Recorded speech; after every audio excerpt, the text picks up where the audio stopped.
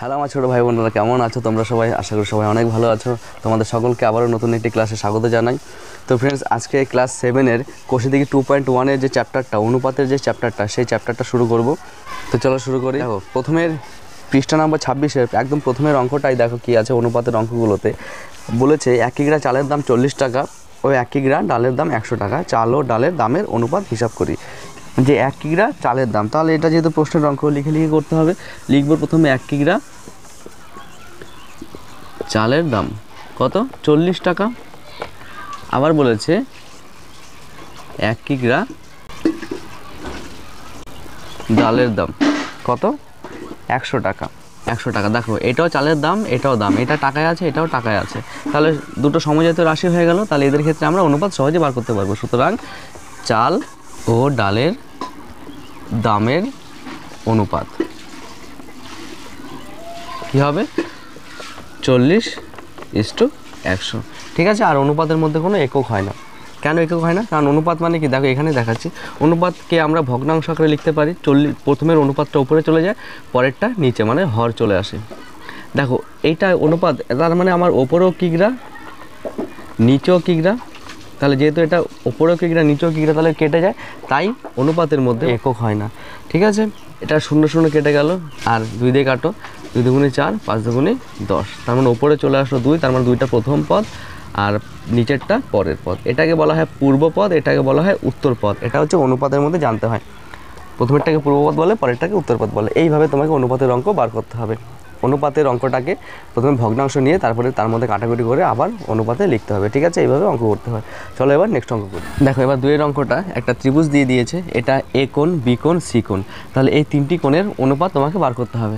তাহলে প্রথমে কি, বিএসি আছে। বিএসি মানে বিএসি মানে এই কোণটা 50, এ বিসির মান আছে 60, তারপর 50:60:70। ঠিক আছে।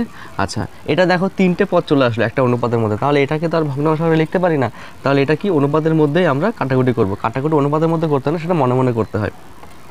দেখো, তিনটের মধ্যে যেটা আছে সেটা কেটে যাবে। তাহলে এখানে 10 গুণ আছে, 10 গুণ আছে, 10 গুণ আছে, তাই 0 0 কেটে গেলে কি পড়ে থাকে, 5:6:7। এদের মধ্যে আর কাটাকুটি যায় না, তাই এটাই হচ্ছে উত্তর। ঠিক আছে।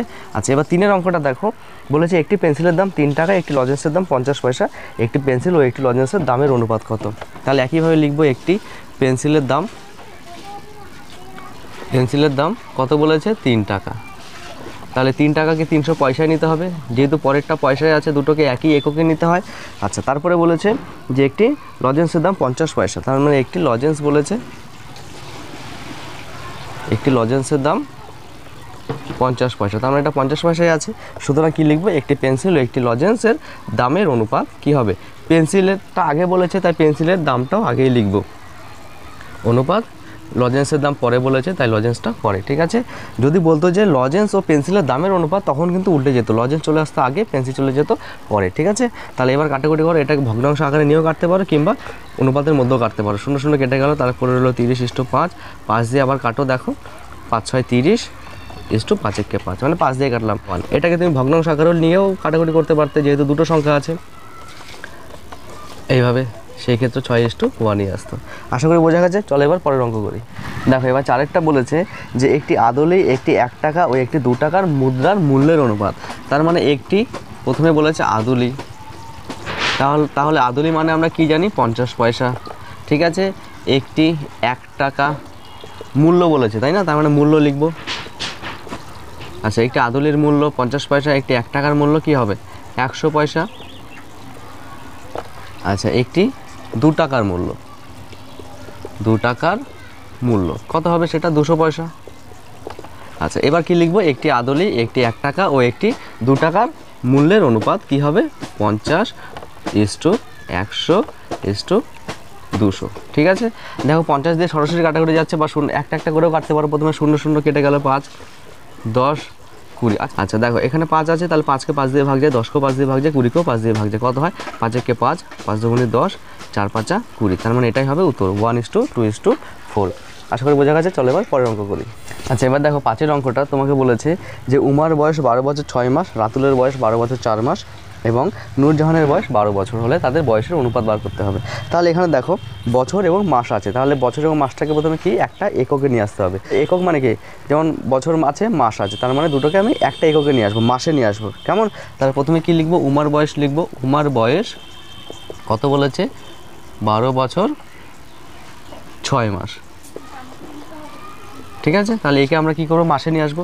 1 বছর কত মাসে হয়, 12 মাসে 1 বছর হয়। তাহলে 12 বছরকে আমরা 12 দিয়ে গুণ করবো, যেহেতু 1 বছর 12 মাসে হয়, তাহলে 12 বছর কি 12 গুণ 12 হবে, আর তার সাথে 6 মাসটা যোগ হয়ে যাবে। মাস কত হলো, 12 12 গুণ করলে 144, আর যোগ 6 মানে 150 মাস। কেমন? এবার বলেছে রাতুলের বয়স কত, সেটা 12 বছর 4 মাস। রাতুলের বয়স 12 বছর 4 মাস। তাহলে কী হবে, 12কে একইভাবে 12 দিয়ে গুণ করবো, যোগ 4, তাহলে কত হবে, 12 12 144, আর 4 যোগ করলে 148 মাস। বোঝা গেল? আচ্ছা, এবার বলেছে নূরজাহান, তাহলে একইভাবে লিখবো। নূরজাহানের বয়স কত বলেছে, এটা শুধু বলেছে 12 বছর, তার মানে এটাকে আমরা মাসে নেব শুধু। তাহলে 12কে 12 দিয়ে গুণ করলে মাসে চলে আসলো, সেটা কত, 144 মাস। কেমন? এবার কি লিখবো, উমা, রাতুল ও নূরজাহানের বয়সের অনুপাত কি কি পেলাম। উমার বয়স পেলাম 150, রাতুলের বয়স পেলাম 148, আর নূরজাহানের বয়স পেলাম 144 বছর। ঠিক আছে, তাহলে এবার দেখো সবকটা জোড় সংখ্যা 2 দিয়ে কাটাকুটি করবো, কত হয়, এটা 7 দুগুণে 14, 5 দুগুণে 10, 75 হলো। এটাকে 2 দিয়ে কাটো, 14 মানে 7 দুগুণে 14, আর 8কে 4 দুগুণে 8 হলো। তোমরা যদি এইভাবে কাটাকুটি না করতে পারো, পাশে ভাগ করে নেবে। আচ্ছা, এটাকে দেখো 7 দুগুণে 14 আর 2 দুগুণে 4, তার মানে এটাই উত্তর, 75:74:72। ঠিক আছে, লাস্টে উত্তর লিখবো যে উমা, রাতুল ও নূরজাহানের বয়সের অনুপাত 75:74:72। আশা করি বোঝা গেছে। চলো এবার পরের অঙ্ক করি। 6টা বলেছে যে সমকোণী সমদ্বিবাহু ত্রিভুজের কোণগুলির অনুপাত। সমকোণী সমদ্বিবাহু তার মানে কি বোঝায়, সমকোণী মানে এটা সমকোণ মানে 90 ডিগ্রি, আর সমদ্বিবাহু মানে এই দুটো বাহু সমান হয়, আর দুটো বাহু সমান মানে দুটো কোণও সমান হয়, তার মানে এটাও 45, এটাও 45। কেন, আমরা জানি একটি ত্রিভুজের 3টি কোণের সমষ্টি 180, তাহলে এটা যদি 90 হয়ে যায়, তাহলে পরের বাকি দুটো যোগফলও 90 হবে, তাই না? তাহলে 90 মানে কি 90, আর এটা সমান, তাই 2 দিয়ে ভাগ করবো 45, তাই এটা 45, এটা 45 হয়। ঠিক আছে, তাহলে একটা সমকোণী সমদ্বিবাহু ত্রিভুজের কোণগুলো হয় 90, 45, 45 বা 45, 45, 90, যেভাবে লিখবে সেভাবে হবে। তাহলে কি লিখবো, একটি সমকোণী সমদ্বিবাহু ত্রিভুজের কোণগুলির অনুপাত 45, 45, 90। তাহলে কি হবে, 1:1:2। ঠিক আছে, 45 থেকে 45, 45 দুগুণী 90। আচ্ছা, তাহলে বোঝা গেল। আচ্ছা, পরে 7টা দেখো বলে যে সমবাহু ত্রিভুজের কোণগুলির অনুপাত। সমবাহু বলতে কি বোঝায়, 3টে বাহু সমান, মানে এটা এটা এটা সমান। তা 3টে বাহু সমান মানে 3টে কোণও সমান, আর প্রত্যেকটা মানে 3টে কোণের সমষ্টি 180, আর 3টে কোণ সমান মানে 3 দিয়ে ভাগ, তার মানে 60, তার প্রত্যেকটা কোণের মান হবে 60 ডিগ্রি। সুতরাং কি লিখবো, সমবাহু ত্রিভুজের প্রত্যেকটি কোণ 60 ডিগ্রি, সুতরাং 3টি কোণের অনুপাত 60:60:60, তার মানে 60 60 কেটে গেলে 1:1:1। ঠিক আছে, এইভাবে এই অঙ্কটা করতে হবে। আচ্ছা, তাহলে বোঝা গেছে। এবার চলো পরের অঙ্ক করি। আচ্ছা দেখো, এবার 8এর অঙ্কটা বলেছে যে পুলকবাবু ও মানিকবাবুর বয়সের অনুপাত 7:9। মানিকবাবুর বয়স দিয়ে দিয়েছে 72 বছর, তাহলে পুলকবাবুর বয়স কত। তোমাকে বলেছে পুলকবাবু ও মানিকবাবুর বয়সের অনুপাত কত বলেছে, 7:9। ঠিক আছে, মানিকবাবুর বয়স 72 বছর, তাহলে পুলকবাবুর বয়স কত। আচ্ছা, এটা এক্স ধরেও করা যায়, আবার এক্স না ধরেও করা যায়, তোমাদের সহজভাবে আমি বুঝিয়ে দিচ্ছি। দেখো অনুপাতটা কি আছে, আমরা পুলকবাবু বাই মানিকবাবু করছি, তাই না? পুলকবাবু বাই মানিকবাবু, তাহলে পুলকবাবুর বয়সের অনুপাত কত, 7, আর মানিকবাবুর বয়সের অনুপাত কত, 9। তাহলে 7:9কে আমরা 7/9 লিখতেই পারি। তাহলে পুলকবাবু প্রথমে আছে, তাই পুলকবাবুর বয়সের অনুপাত 7, মানিকবাবুর হচ্ছে 9। তাহলে এখানে তোমাকে মানিকবাবুর বয়সটা দিয়েছে। ঠিক আছে, পুলকবাবুর বয়স বার করতে হবে, মানিকবাবুর বয়স দিয়ে দিয়েছে। মানিকবাবুর বয়স হচ্ছে 72 বছর, তাহলে পুলকবাবুর বয়স কত সেটা বার করতে হবে। তাহলে দেখো, পুলকবাবুর বয়সের অনুপাত হচ্ছে 7, আর মানিকবাবুর বয়সের অনুপাত হচ্ছে 9, তাই তো? এখানে মানিকবাবুর বয়সটা দিয়ে দিয়েছে, তাহলে মানিকবাবুর বয়স যেহেতু দিয়ে দিয়েছে, তাহলে মানিকবাবুর বয়সের জায়গায় আমি মানিকবাবুর বয়সটা লিখতে পারি। ঠিক আছে, তাহলে মানিকবাবুর জায়গায় তাহলে উপরে পুলকবাবু রেখে দিলাম, আর মানিকবাবুর বয়স কত বলেছে, 72, আর এটা 7/9। আচ্ছা এইখানে দেখো মাঝখানে সমান সমান এরকম যদি অঙ্ক থাকে, আমরা এর আগেও করেছি, মাঝখানে যদি সমান সমান থাকে তাহলে এটাকে সমাধান বলে। আমরা যদি পুলক বাহুর বয়সটাকে এক্স ধরে করতাম সেইভাবেও হতো। ধরি পুলক বাহুর বয়স এক্স, তাহলে পুলক বাহুর জায়গায় এখানে এক্স বসাতাম, তাহলে x/72 মানে এরকম আসতো x/72 সমান সমান 7/9। তাহলে এক্স এর মান এখানে বাঁ দিয়ে অঙ্ক শুরু করতে হয়, যেহেতু মাঝখানে সমান সমান থাকলে বাঁ দিয়ে অঙ্ক শুরু করতে হয়। তাহলে এক্স এর মান বার করতাম কীভাবে, ক্রস গুণ করতে হয়, ঠিক আছে। তাহলে 72 নিচে ভাগ আছে, তাহলে এই পাশে আসলে গুণ হয়ে যাবে, ঠিক এটাই এখানে করব, যে সুতরাং পুলক বাবু বয়স কি হবে, এখানে আছে 7/9, তাহলে 72টা কি এই পাশে আসলে গুণ হয়ে যাবে, মানে 7-এর সাথে গুণ হয়ে যাবে, ঠিক আছে। আচ্ছা কাটাকুটি করে এবার 8 নং 72, যেহেতু 72টা উপরে আছে নিচে কিছু নেই মানে 1 আছে, আর ওপর নিচে কাটাকুটি হয় 8 নং 72 7-8 56, একইভাবে এখানেও একইভাবে হতো। তাহলে 7/9 গুণ 72 মানে 8 নং 72 7-8 56 বা x সমান সমান 7-8 56। তাহলে x ধরে করলেও হয়, সরাসরি পুলকবাবু বা মানিকবাবু এইভাবে করলেও হয়, কেমন যেভাবে সুবিধা সেভাবে করবে, ঠিক আছে। তাহলে পুলকবাবুর বয়স কত বেরোলো, 56 বছর। এবার উত্তর লিখবো যে সুতরাং পুলকবাবুর বয়স 56 বছর, ঠিক আছে। চলো এবার নেক্সট অঙ্ক করি। দেখো এবার 9 অঙ্কটা বলেছে যে দুটি বইয়ের দামের অনুপাত 2:5, প্রথম বইয়ের দাম দেওয়া আছে, দ্বিতীয় বইয়ের দাম কত। তাহলে কি লিখবো, দুটি বইয়ের দামের অনুপাত 2:5। প্রথম বইয়ের দাম দিয়েছে 32.20 টাকা। আচ্ছা এবার বলেছে দ্বিতীয় বইয়ের দাম কত, তাহলে একইভাবে লিখব কি, সুতরাং প্রথম বই বাই দ্বিতীয় বই, তাই না। তাহলে প্রথম বইয়ের দাম কত 2, আর নিচে হচ্ছে দ্বিতীয় বই মানে 5, তাহলে প্রথম বই বাই দ্বিতীয় বই সমান সমান 2/5। তাহলে এখানে কার বইয়ের দাম দেওয়া আছে, প্রথম বইয়ের দামটা দেওয়া আছে, তাহলে প্রথম বইয়ের দামের জায়গায় আমরা প্রথম বই তাহলে সুতরাং দিয়ে লিখবো, প্রথম বইয়ের দাম কত আছে 32.20, আর নিচে দ্বিতীয় বইয়ের দাম বার করতে হবে, তাই না। দ্বিতীয় বই সমান সমান কত আছে। আচ্ছা এবার দেখো আগের অঙ্কটা ওপরে ছিল এক্সট্রা, আর এখানে দেখো নিচে চলে আসছে, ঠিক আছে। তাহলে আমরা কি করব, আমরা একইভাবে ক্রস গুণ করব, ঠিক আছে। তাহলে ক্রস গুণ করলে কি হবে দেখো, সুতরাং দ্বিতীয় বই চলে যাবে 2 এর সাথে, আর 5 চলে আসবে এর সাথে, মানে কি আসবে জিনিসটা এরকম 32.20 গুণ 5 আর সমান সমান 2 গুণ দ্বিতীয় বই, তাই তো। এই জিনিসটা নিশ্চয়ই বোঝা গেল, ক্রস গুণ করে গেল, এটা চলে আসবে এর সাথে, ঠিক আছে। আমরা তো উপরে লিখবো, নিচে তো লিখবো না, তাই না। 5 চলে আসলো এর সাথে গুণ, আর এটা চলে আসলো এর সাথে গুণ। আচ্ছা তাহলে আমরা যার মানটা বার করব তাকে রেখে বাকিগুলোকে অন্য পাশে নিয়ে চলে আসি। আচ্ছা যেহেতু আমরা বাদিক থেকে অঙ্ক শুরু করি, তাহলে আমরা পুরোটাকে আমরা যদি বাদিকে লিখি তাও কিন্তু হয়, মানে ব্যাপারটা যদি এরকম হয় যে এই পক্ষ সমান সমান এই পক্ষ, তাহলে আমরা এটাকে ঘুরিয়েও লিখতে পারি, যে মনে করো এখানে x সমান সমান y আছে, তাহলে y সমান সমানও আমরা x লিখতে পারি, ঠিক আছে। এটা সমাধানে করা যায়, মানে উল্টালে যদি আমরা অল্টারনেট করি, তোমার সমস্তটাকে অল্টারনেট করতে হবে, ঠিক আছে। তাহলে আমরা এটাকে কি করতে পারি, পুরো এটাকে নিয়ে চলে আসলাম এখানে, 2 গুণ দ্বিতীয় বই সমান সমান 32 গুণ 2 গুণ 5। আচ্ছা এখানে না উল্টোলো তুমি সরাসরি লিখতে পারতে যে দ্বিতীয় বই সমান সমান কী হবে, তাহলে 2 দিয়ে ভাগ হয়ে যাবে অপারেটটা, যেহেতু 2 দ্বিতীয় বইয়ের সাথে গুণ আছে, তাহলে এই পাশে আসলে কী হয়ে যাবে, ভাগ হয়ে যাবে। তাহলে 32.20 গুণ 5 ভাগ 2, ঠিক আছে।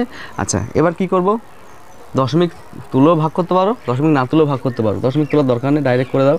2 দিয়ে 16 দুগুণে 32, 32কে 2 দিয়ে ভাগ করলে কী হয় 16 হয়, দশমিকে দশমিক বসে পড়লো।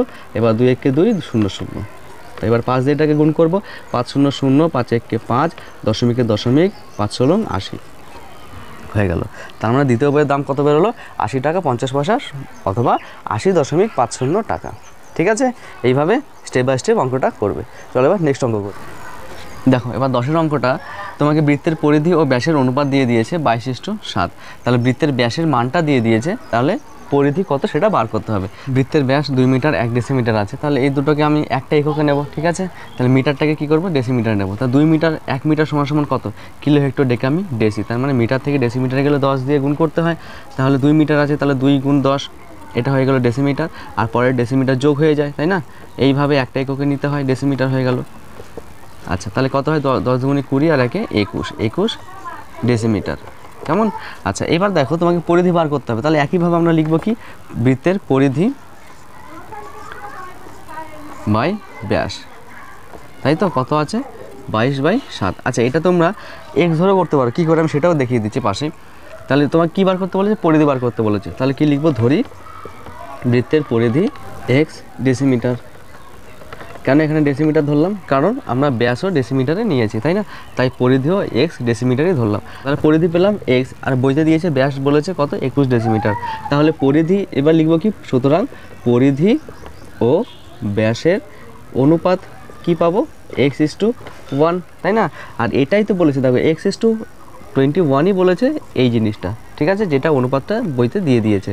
তাহলে প্রশ্ন মতে কী লিখতে পারি, প্রশ্ন মতে x:21 = 22:7, কারণ এই অনুপাতটাই বইতে দিয়ে দিয়েছে, তাই না? এইবার এই থেকে আমরা x এর মান বার করতে পারি।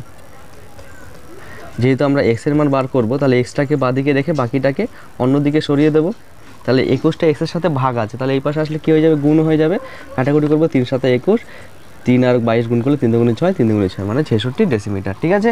এটা এক্স ধরে করলেও অঙ্ক হবে, আর আমি এটা এইভাবে করাচ্ছি, এইভাবে করলেও হবে, যেভাবে তোমার সুবিধা সেইভাবে করবে। আমি দুটোই পাশাপাশি করে দিলাম। আচ্ছা, এখানে দেখো পরিধি আমরা বার করবো, সুতরাং পরিধি ব্যাসের মান কত হবে? আচ্ছা, তাহলে ব্যাসটাকে আমরা এই পাশে নিয়ে চলে আসি, 22/7 গুণ ব্যাস, ঠিক আছে? সুতরাং পরিধি সমান কী পাবো, 22/7, ব্যাসের মান কত দিয়েছে, 21, একই আসবে, 3 × 7 = 21, 3 × 6 = 66 ডেসিমিটার। আচ্ছা, তাহলে ডেসিমিটারকে আমরা কিসে নেব, মিটার ডেসিমিটার নেব। তাহলে 66 ডেসিমিটার, তাহলে 66 ডেসিমিটারকে আমরা 10 দিয়ে ভাগ করলে মিটারে আসবো।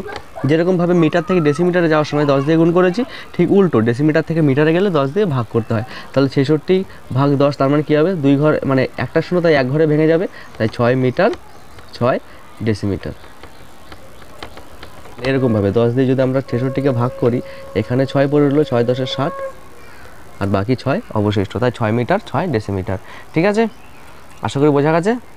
চলো এবার নেক্সট অঙ্ক করি। দেখো, এবার 11 অঙ্কটা বলেছে যে আমাদের সপ্তম শ্রেণীতে 150 জনের মধ্যে 90 জন ও ষষ্ঠ শ্রেণীতে 140 জনের মধ্যে 80 জন অঙ্কন প্রতিযোগিতায় নাম দিয়েছে। অনুপাতে প্রকাশ করে দেখি কোন শ্রেণীতে প্রতিযোগী বেশি।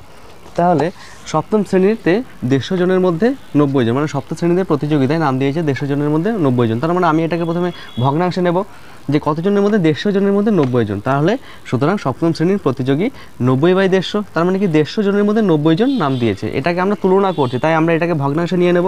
আর পরেরটা দেখো, 140 জনের মধ্যে 80 জন, ষষ্ঠ শ্রেণীতে প্রতিযোগী তাই নাম দিয়েছে 140 জনের মধ্যে 80 জন।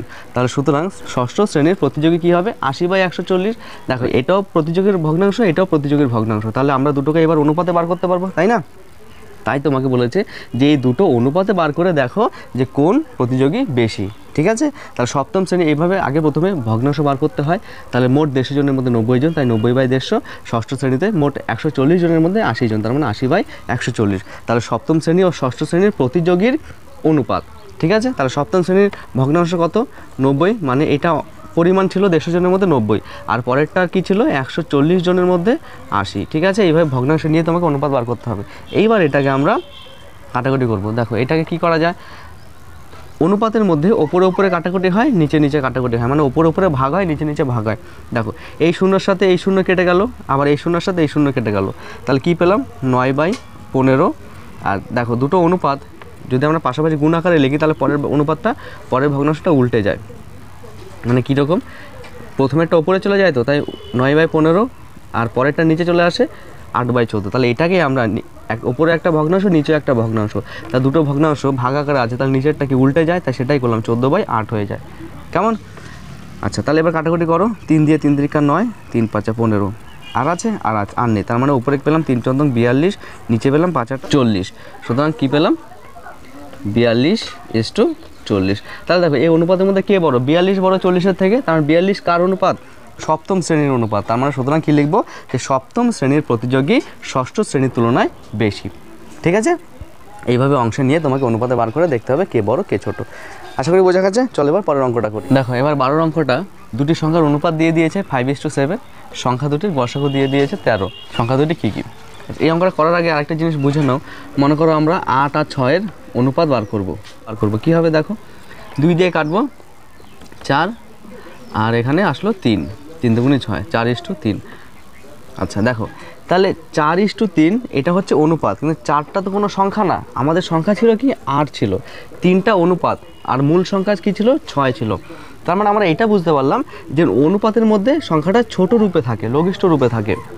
মূল সংখ্যাটা কি, 4-এর সাথে একটা সংখ্যা গুণ হবে, 3-এর সাথে একটা সংখ্যা গুণ হবে, তাহলে আমরা মূল সংখ্যাটা পাবো। ঠিক আছে, কত সেটা এখানে আমরা জানি, তাই এটা আমরা বসালাম 2।